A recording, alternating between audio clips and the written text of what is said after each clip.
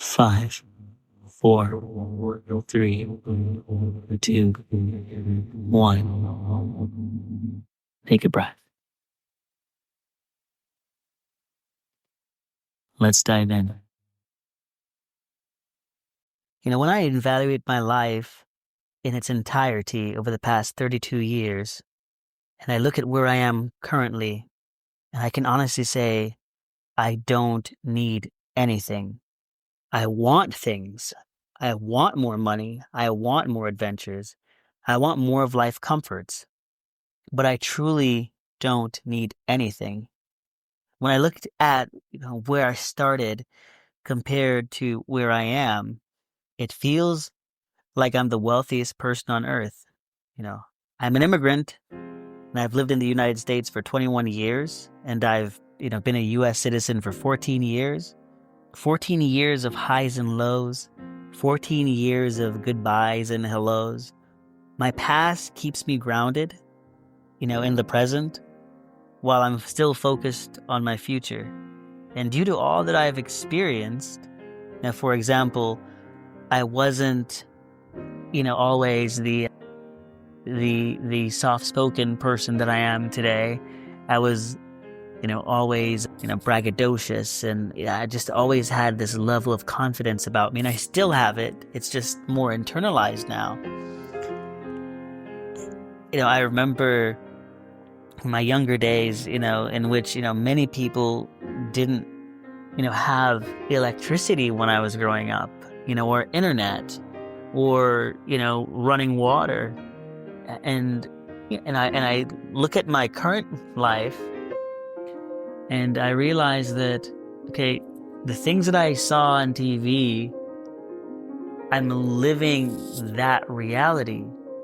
When you saw the whole cars, you push to start, they were keyless. I have a car that pushed to start and it's keyless. I walk up to my car and my car opens up, or unlocks itself. You see people graduate and then they start their career and all of these things. And I'm living that reality. And that is wild. That is so wild. You see people falling in love on TV and then you fall in love. And when you fall in love, it's real.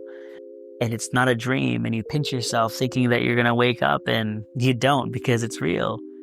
That's something that, over the past 32 years, I feel, as I said before, that I feel like I am extremely wealthy because I have the things that money can't buy. I have 2 beautiful children. I have a beautiful wife.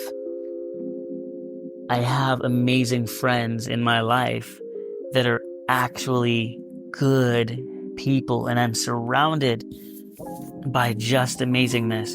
So I have to always, take inventory or take stock of my life to just appreciate all the things that I have in its entirety. How many people get to experience this life the way that we do in this great country or in a first world country where so many things that we take for granted and privileges that we have, people dream of those things. It's a dream for them, and maybe they'll never experience the level of wealth and affluence that we have. Whether we deem, the fact that we have a car as being affluent or not. I mean, I think it is. I think that we have to appreciate all the little things and the big things that we have that we forget. We forget that the things that we have are the things that we wanted one day. And now that we have them, we don't appreciate them because we have them. So we lose sight of the journey. We lose sight of how we came to be. And ultimately, who we are gets lost in the chaos of life or the journey of life. Some people, maybe they have the slow and steady approach, and some people have the all gas and no brakes approach. But I think that one of the things that I am so truly, blessed to be able to even talk about is the mind is such a powerful thing, because whatever you think, for example, if you think that you're a loser, you're a loser and you become a loser. If you think that you're a winner, then you will eventually become a winner. And if you tell yourself you can do it, then you can do it. And if you tell yourself that you can't, then you can't. Think about how powerful that is. That how you can trick yourself. Your mind can create things that aren't there. Your mind can lie to you. And yet, even though we know all these things to be true, we never just slow down and just say, you know what?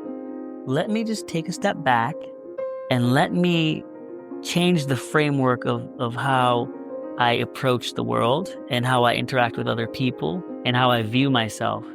Because if you think the world is against you, then you're going to do things to make the world be against you. And if you think the world is with you, then hey, you're going to do things that are going to line up with that, and your worldview is going to align with that as well. So 32 years, man, this is my second birthday doing a podcast. To say the least, to sum it all up, I think blessed is the best word to perfectly define my experience in life right now. I was thinking about, just how, with some people, I've told them that, hey, the phone works both ways when they ask, hey, you haven't called me in a while. And to say that, hey, the phone works both ways, something I never would have said before. So there's a certain level of boldness that comes with age, I think. Not that I wasn't bold in other areas, but I'm finding that there's a lot more areas in which I didn't vocalize things that I'm vocalizing things now. And, just being able to say to an individual, hey, the phone works both ways. Yes, if we're going to have a relationship, whether it's a friendship or dating or whatnot, the phone works both ways. It can't just be you constantly giving and making time for other people. If they're not making time for you, then maybe you should use your time on other things.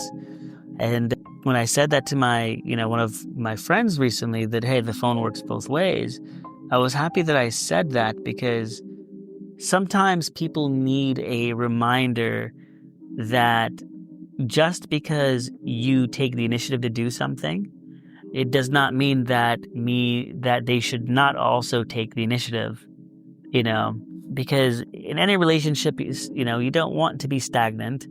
You want there to be growth, and growth is painful. And sometimes, you have to have painful conversations with the people that you love and care about. And saying, hey, the phone works both ways means that you should make time and also check in on me the same way I'm checking on you. It goes both ways. So the difficult conversations are becoming easier with time, and that's something that I am finding joy with, because before, I think I was a little rough around the edges when I would have certain conversations with people. I was always the hammer and I was never the scalpel. And now I'm more surgical with my conversation. For example, recently I realized I was about to get into an argument with someone, and I simply said to them, I said, it's going to be my birthday in a few days. I don't have the energy to argue with you because it's going to be my birthday in a few days. And I said that, and I just left things as they were, and I just walked away and I carried on with my day. Because not every battle not every battle should be fought. Some things aren't going to actually lead you anywhere other than to a place of unhappiness. Not everyone is going to see or value your opinions or care about the things that you have to say or care about your emotions or whatever sacrifices that you make. So in moments such as those, why even bother engaging into a pointless argument that's not going to lead you anywhere? Move on and focus your energy on the things that are going to move you forward, because some things are going to drag you down and suck you dry of your energy. So I think 32 has been quite rewarding so far, because I find myself introspecting a lot now, and also slowing down and evaluating more about the type of person I am and my impact on the world around me. For example, I was looking at my daughter the other day and my son, and I just looked at them just playing, and I thought to myself, man, these two human beings are incredible. And the fact that I get to see them just be kids in their element, and I get to watch them grow, and be part of their their growth, that in itself is a blessing and a gift. To just know that my kids are just so amazing. You know, the other day I told my daughter, I was like, "Oh my gosh, like my ankle's killing me. It hurts." And then my son overheard the conversation I was having with my daughter. He goes to the refrigerator, he gets an ice pack, he brings it to me. He said, "Dad, I hope you feel better." And then the other day, my daughter asked me if I was happy, and I said, "A little bit." And then she walks me over to the rowing machine to go and row because rowing makes me happy. So I think that the fact that I am impacting, these two little people's, lives, and my wife is doing a great job with them as well. And I think that I'm doing a great job.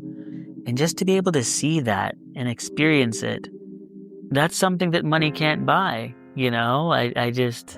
I'm so fortunate to get to experience the life that I have.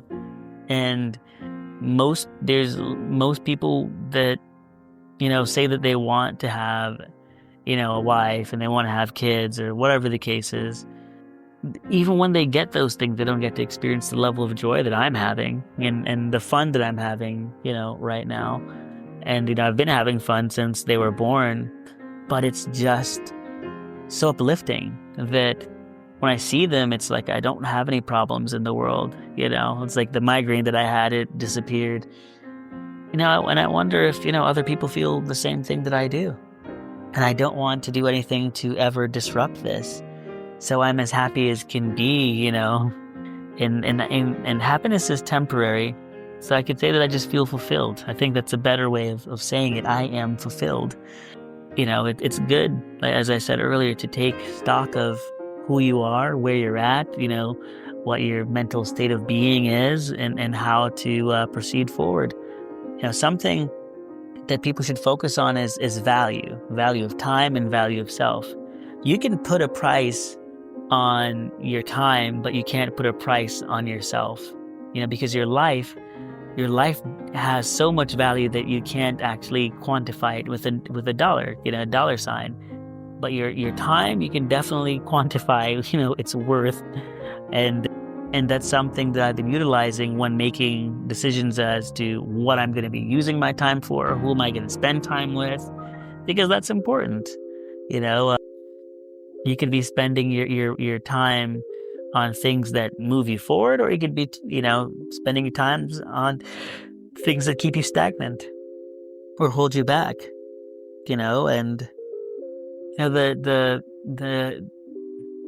I think the message that I'm trying to convey with this is time and value of time and value of self is important for growth. Because say that you were going to invest into the stock market. I'm sure you would have a certain dollar amount that you'd want to invest. And I'm sure there's a certain dollar amount that you would want, as far as returns are concerned. So your time works the same way. If you don't know your personal value or the value of your time, then how can you use your time in a way in which you can extract value from the things that you're spending your time on, things that you're investing in, the things. So in other words, if you don't know your worth and if you don't know your value, then the returns that you're going to get are always going to be random and disappointing. But if you do know your value and you do know your worth and the worth of your time, you can spend it in a way that will have meaningful, results because you're being intentional. Intentional is key. So quality of time with friends is intentional. So you get an intentional return. If you were investing and you had intentional investments, that you took the time to vet the, that particular stock. You look at, pretty good trends, and you're confident about what you're doing, then that's intentional. You had purpose. You invested time to see if something was worth your time and your resources to invest in it. And people are the same way. Not everyone is worth your time and your resources, and you have to be able to have what's the word am I looking for? Discernment in that arena, to say that this person's, they're here to suck me dry. This person, they're here to uplift me. This person, they're here, as a pillar. Everyone has a different purpose in your life, and you want people that are around you to, add value to you as a person and to your life and your time. And or if they can't do that, then they need to respect your time, because a person that doesn't respect your time doesn't respect you. And a person that, wastes your time, which is your most valuable resource, is not a person that you need to be around. And so in this new journey of mine, I'm being even more intentional with my time, because I don't know how long I have on this earth. I don't know how long I have with my family and my friends. I don't. So I'm not going to let, things and people that don't matter take away from the things that do. Whether it's my career, if things aren't going the way they should be going, then it's time to shake things up and do something, new. When it comes to the fact that if I find that certain individuals are being overly complex, I immediately stay away from them, because there's a certain level of deception to people who try to be intentionally complex. Simplicity is key. Everything that is simple and is easily understood, it creates an environment that flows. Anything that's overly complex, it stops that flow. It stops the good energy from flowing. And so, both in my career and my personal life, whenever certain people are trying to be overly complex, I just step aside. I let them do them, and I stay in my own lane, and I thrive in the person that I am and the things that I do. I just think that it is where I'm at in life, that there's just certain things that I just don't have the energy to deal with, and certain types of people I don't want to be around, and I don't care for what they say, and I'm okay with us just tolerating each other's existence. I'm okay with that now. Whereas before, it's like I would try to, be friends with certain people and try to work past our differences. And the truth is, you don't have to work out your difference with every human being. You're not going to get along with every human being. Certain people you have philosophical differences with, and you can't remedy that. So the best course of action is just to tolerate each other's existence. It's not meant, for you to be best friends, but just to let that person exist in their space and you exist in yours. It's like, why try to, change someone or have, meaning, arguments that take you nowhere and just runs you rugged. That's kind of pointless. You don't need that. I definitely don't need that. So, I'm intentional with the battles that I fight. I'm intentional with how I spend my time. I think that's 32. That's the word for age 32, intentional. And I think the fact that I'm able to be so intentional with everything is allowing me to re-energize my spirit. And I think the version of me that is being developed right now, and the version that's growing currently, I think it's a good kind of scary. So with the time that you have, find your passion, find the things that matter to you most, and be intentional with your time. Be intentional with the person that you want to be. Be intentional with the person you choose to be with, the friends that you choose to have, the investments that you make. Slow down, look before you leap, and be intentional with all that you do. My word is intentional. I don't know what your word is, but find that word and live that word. And, sooner rather than later, you will see that the more intentional you are with the decisions that you make, the better the results are for those choices. So once again, I just want to say thank you for tuning in, and thank you for being one of the magnificent ones. And if you liked this episode, please like and subscribe. Thank you. If you enjoyed today's content, please like and subscribe for more. Before